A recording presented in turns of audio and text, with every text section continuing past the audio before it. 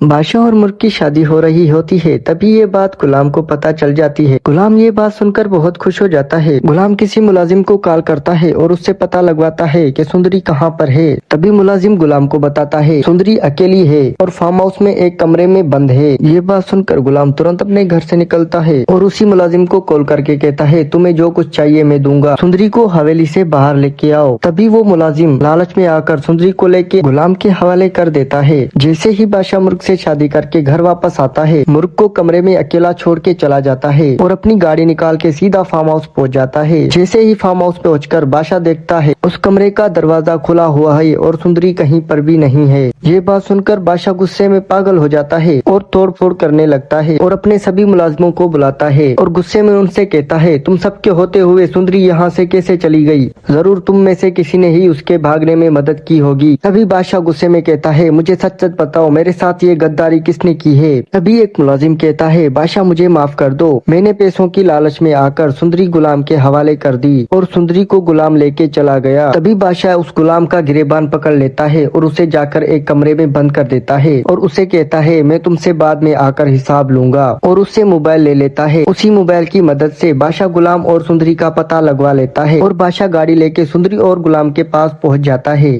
तभी बादशाह के बंदे गुलाम को पकड़ के रस्सियों से बांध देते हैं और बादशाह सुंदरी को लेके घर आ जाता है। घर आकर बादशाह सुंदरी से कहता है अगर तुमने मुझसे शादी नहीं की तो मैं गुलाम को जान से मार दूंगा, क्योंकि गुलाम अब मेरे कब्जे में है। ये बात सुनकर सुंदरी शौक हो जाती है और बादशाह खुर्शीद से कहता है आप इसको तैयार करो, मैं आज ही इससे शादी करूंगा। तभी बादशाह मौलवी साहब को बुला लेता है। जैसे ही मौलवी साहब निकाह शुरू करते हैं तभी सुंदरी को चक्कर आ जाते हैं। ये सब देख के बादशाह तुरंत सुंदरी को हॉस्पिटल ले आते हैं। तभी डॉक्टर साहब जैसे ही बाहर आते हैं और बादशाह से कहते हैं इसने ऐसा जहर पिया है जो धीरे धीरे अपना असर दिखाता है, अगर तुम थोड़ी देर करते तो इसकी जान भी जा सकती थी। ये बात सुनकर बादशाह को अपनी गलती का एहसास हो जाता है और बादशाह सुंदरी के कमरे में चला जाता है और उसे कहता है प्लीज अपनी आंखें खोलो और मुझे माफ कर दो। तभी बादशाह अपनी गाड़ी लेके हॉस्पिटल से निकल आता है और सीधा गुलाम के पास पहुंच जाता है और गुलाम की रस्सियां खोल के उसे हॉस्पिटल ले आता है और गुलाम से कहता है प्लीज मुझे माफ कर दो। और थोड़ी देर बाद सुंदरी को भी होश आ जाता है। सुंदरी गुलाम को देख के बहुत खुश हो जाती है और सुंदरी गुलाम से कहती है मैं सिर्फ तुमसे ही मोहब्बत करती हूँ और तुमसे ही शादी करूंगी। ये बात सुनकर बादशाह अपनी जिद छोड़ देता है और अगले दिन गुलाम और सुंदरी की धूमधाम से शादी करवा देता है। क्या बादशाह ने ये सही किया? अपनी राय कमेंट में दें और गुलाम और सुंदरी के बच्चे देखने के लिए हमारे चैनल को लाइक, शेयर और सब्सक्राइब करें।